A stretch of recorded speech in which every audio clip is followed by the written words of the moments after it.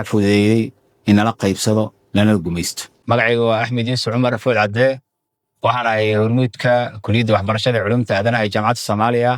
taariikh kooban oo ku saabsan sidii dhulkeenna loo qabsaday, waxaa fududeeyey in nala qaybsado lana gumaysto. taariikhdaas kooban ayaan rabaa inaan la wadaago dhalinyarada. marka koowaad haddii aan sharaxaad kooban ka bixiyo dhulka Soomaalida ay leedahay Ilaahay siiyey, waxa uu kooban yahay 1,115,000 oo square kilometer ah oo leeyahay geeska Afrika.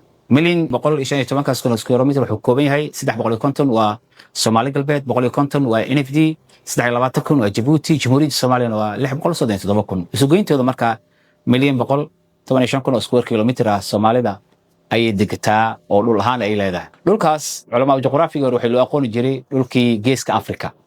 geeska Afrika hadda waa la balaariyay, wadamo badan laga dhigay, laakiin markii hore juqraafiga waxa loo aqooni jiray geeska Afrika.